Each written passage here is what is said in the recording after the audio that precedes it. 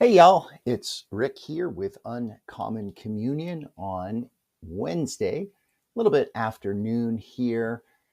Let us begin as we always begin by wishing you what it is on the calendar today. I know that's not actually how I begin, but I do want to wish that right up front. And I want to start getting into that habit even before we say our prayer together. I want to acknowledge what it is today on the calendar. And today is National Vanilla Ice Cream Day.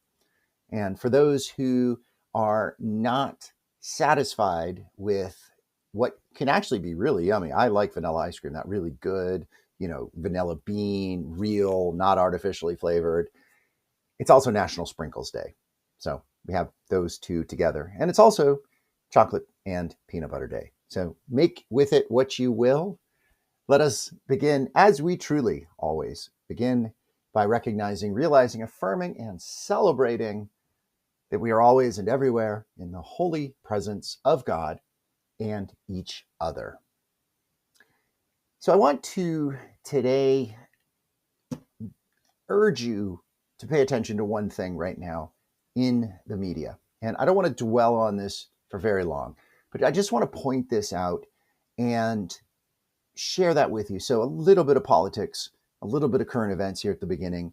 What I most want to talk to you about today is this book, which I just finished reading. I'm going to share a link to it in the chat. And I'm wondering, y'all, if we could have, if anyone's interested in an Uncommon Communion book club, where maybe we read novels or we read other things and we kind of share about them. Because it is really a goal of mine to build a community around this idea of being a planetary pilgrim on the way of Christ. And I'd love for you to be a part of that. You already are by subscribing, by listening, but I encourage you to take the next step, which is commenting, which is connecting. And let's do that, y'all. But here's what I want to talk to you about. So we know that the Epstein crisis cover-up, which it is a massive cover-up. And we know that what it is covering up is a heinous, disgusting, awful crime, which is the trafficking and rape of girls. A lot of times in the media, they're calling them young women. They're not young women, y'all. They're girls. Statutory rape is what we are talking about. And as the walls start to trash compactor and Star Wars compress around Donald Trump, he is frantically putting up things to try to stop that. In that great scene, they're putting up, whatever trash they find in there, some kind of a pole, right? And immediately that pole snaps and as the walls close in. Well, what T-Rump is doing is just throwing every kind of distraction out there. And the biggest one, and it's kind of an ironic one, is trying to bring back another conspiracy. And that has to do with the Russia, as he calls it, which I don't know why you need three of those. But here's the thing, y'all. I'm going to put a link to this in the chat, is become informed on that, because what they are doing, what Tulsi Gabbard, who is just a terrible, terrible person to have in the position that she is in, what she is trying to do, or what she is doing, she's trying to do is to distract and to gin up something that isn't there. And what she is doing is lying. But what is happening, and this is so crystal clear, if you just look at it a little bit, is she's conflating two different things, right? She is claiming that Russia interfered to influence the election means the same as Russia interfered to change the outcome of the 2016 election, right? What's in common is Russian interference. The Russian influence through propaganda and bots and all of that has been proven. That has been proven. Donald Trump is even on record saying he accepts the findings of multiple committees, including one that Marco Rubio was on, Senator Marco Rubio. So that has been settled. This other piece, which is the absolute conspiracy craziness piece, is this idea that somehow Russia changed the vote. And they did not. That has been clearly said they did not. And here's the thing that's crazy also. T Rump and his minions are talking about, like, we want to bring Obama to jail and all of that. T Rump won that election. We're not talking, he claims that it has something to do with 2020, but 2016 was when all this happened, and he won that election. So it's absolute garbage, y'all. But here's why this matters, because it is going to distract some of the MAGA base. And I think there is a window here, y'all, because there are people in MAGA, and there are people who are like myself, and I believe yourself, who are not on MAGA. We all want the release of these files. We want daylight. We want transparency. This is a bipartisan issue, y'all, believe it or not. Here it is. And we saw that in the House of Representatives. The resolution to release the Epstein files was going to go to a vote on the House floor until Speaker Johnson, carrying T Rump's water, sent him home early. Right? Talked about this yesterday, but that is what happened. So again, y'all, I think there is a place that we can start to talk with even maybe the MAGA cult members, right? Certainly there's always been that room. Donald Trump's approval rating is garbage right now. It is terrible. He is so far underwater, and he is sinking by the day. So that means there's a lot of people out there who supported him who don't anymore. We can talk to those folks. We can work with those folks. And we need to work with those folks, y'all, because when T Rump, the cult leader, goes away, the cult may fall apart, but the MAGA mindset is going to continue in some form. That is where this book picks up. So I'll tell you a little bit about this book, and then I'm going to read from it a little bit because I think there is something quite interesting and helpful for us now. So Cory Doctorow is a well-known, well-regarded New York Times bestseller, author of near-future light dystopian stories. And this one just came out. It's on the new bookshelf, of course, at my library. And let me tell you a little bit about it. I'm not going to give you any spoilers. There is a plot to it, but the plot is not central. I mean, things happen, and there is definitely a narrative direction, and there's a little bit of suspense at the end, but it's really more about world building, universe building. And it is our world because the MAGA people still exist, but they exist against two other groups in the America of the near future. Now, Doctorow doesn't come right out and give a year. And early on in the book, because he was talking about presidents, he talks about presidents. I thought it was maybe closer to like 10 years or 12 years. I think because of all the things that have changed and things that are in place, I think this is probably more like 15 or 20 years. Because the MAGA people in there are grandparent age for the most part. So again, 20 years on, that would be, Xers, and sadly, there are a fair number of Xers that are MAGA. It would be my generation 20 years from now, because 20 years from now, I'll be 75, God willing. So we have these three groups. Very briefly, what has happened in America is we have had a president. She is a woman with an African name, and she pushes through the Green New Deal. And part of that is guaranteed work. So there is a job force that is that people, young people, can tap into, and they can get work. And there's a group called the Blue Helmets, and they are, I think, named after the United Nations, who is today even, I believe their volunteers or their service branch is called Blue Helmets, or maybe the soldiers are. There's something about the Blue Helmets. Anyway, so the main character of the book, his name is Brooks. He's 17 years old. He has really been raised in that mindset. And it's Green New Dealers, DSA, Democratic Socialists of America, is the prominent, preeminent party. Some really great things have happened moving towards sustainability and mitigating, or at least, addressing the climate emergency. Meanwhile, you have two other groups. The MAGA is really the primary foil, but there's a third group that is basically the tech bros of today, the billionaires, these, the wealthy. they have been basically disgraced, and many of them have been denaturalized. So they are not even part of a nation anymore. And they are in a flotilla, so an army of boats, including an aircraft carrier too, which is interesting. And apparently they kind of sail around the world and they park off in international waters and they try to get people to, buy into their message. They're very much into cryptocurrency and solutions that are tech solutions, high tech solutions to the climate emergency.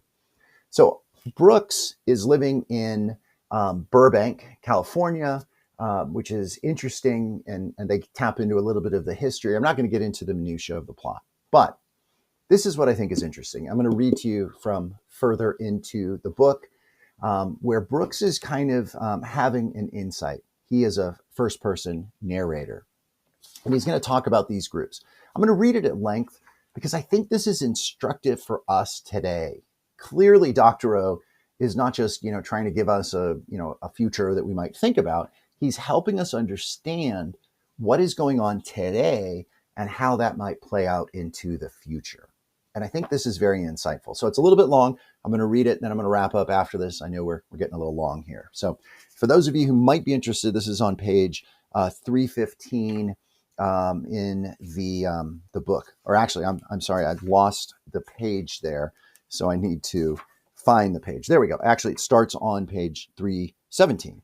All right. So he's talking about the MAGA people. He says, mostly we agreed on the facts. What we disagreed on was what to do about them. And keep in mind, the climate emergency has worsened. Cities are flooded. We see a glimpse of Miami in the book that is completely underwater. And he continues, Brooks. Some of the MAGAs thought that it was hopeless. Most of the world was already lost, and the job was to make sure that the patch they were on survived, along with the people they cared about. They hated refuse, and these are basically climate refugees from the United States that have to move because of where they are living. And this is very much going to be a thing of the future. We're already starting to see it in trickles, but that is part of that is kind of the scapegoat in the book. So they, the MAGAites, hated refuse because they were bigots, but also they hated them because they saw themselves as living in a lifeboat and saw every refuse they hauled over the gunwales as one more mouth to feed from the dwindling supplies, and believed that if they let enough refuse in, the boat would sink. And then there was the gospel of the flotilla. Again, those are the tech bros. The idea that we could just nerd our way out of the emergency with geoengineering and asteroid mining. The thing was, this wasn't so different from the GND, Green New Deal, which had built zero carbon facilities across every American desert that ran only when the sun shone, turning out all the material and technology we need to relocate every coastal city inland and retrofit all our housing stock and solarize every home. The difference was Wayne, who's the president, female president, who I guess serves 2 terms, maybe right after T. Rump, or it's unclear. The difference was that Wayne had nationalized all the knowledges and practices that went into building these factories, just shunting aside the big asset funds and patent trolls that stood in the way of the whole human race coming together to solve its problems. The flotilla believed that some of us were born to be wise kings and that winning in the market was the modern equivalent to pulling a sword out of a stone, and that Ioanni and the Green New Deal were doomed because they had defied the natural order of things, like trusting toddlers to run the factory. The MAGAs who believed this were a combination of pathetic and outraged, convinced that they were inferior to the super-heroic inventors and founders they worshipped, but also sure that they were smarter than the rest of us, because we were too stupid to recognize our betters. The smartest MAGAs, we're almost to the end here, the smartest MAGAs actually understood our arguments. They just thought we were lying about what we truly believed and intended. They thought we were so offended by the idea that some people were just better than others that we'd sacrifice the whole human race and its only planet to prove the point. All of this was gross and wrong, and the years I'd spent arguing with Gramps and his MAGA buddies over it had been miserable. But one thing it had made me sure of was that the MAGAs didn't want to watch the world burn. They sincerely wanted to save it. They weren't wrong because they were cruel. They were cruel because they were wrong. Whew. I know that was a lot, y'all, and it may not make a ton of sense, but I think it's pointing out these three groups. And quite honestly, one of these groups has not really emerged yet in America, and that would be the Green New Deal group. And that's the young people who are tremendously tech savvy, Brooks and his cohort, his peers. And some of the things they do in the book are so clever and so creative. They're constantly cooking. There's many meals mentioned in this very specifically. There's not quite recipes given, but you could imagine a book of recipes. But so they are very, very clever and competent. But we have these other two groups, again, which we see. And I think this is really interesting, y'all, is that these three groups, at least in this future, as the climate emergency has accelerated and there is no denying, because cities are flooded, because climate refugees from the states are all over the place.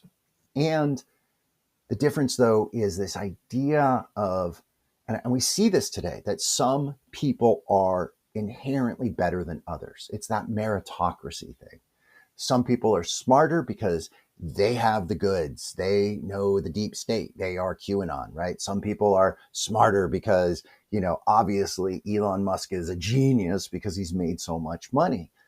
That is the mindset.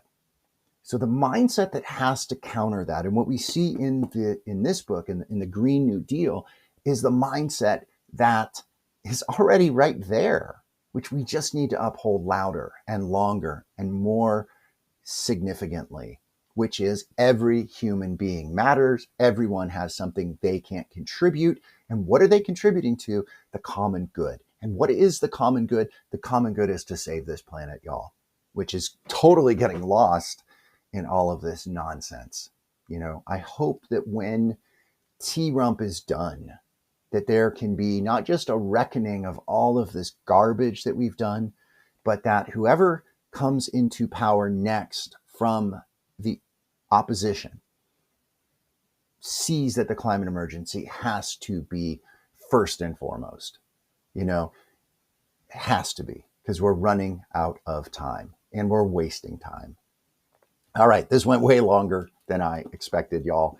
I do appreciate your being here. I'll put this into the chat. I will put a little video into the chat that I encourage that you watch. It explains Tulsi Gabbard's lies in like 7 minutes. It's pretty awesome. And again, y'all, I just am so grateful that you are here. Let's close with the Serenity Prayer, which again is something I pray multiple times a day. God, grant us the serenity to accept the things we cannot change, the courage to change the things that we can, and the wisdom to know the difference. Thy will, not ours, be done. Amen. Thanks again, y'all, for joining. Blessing and good. Be gentle. Be well.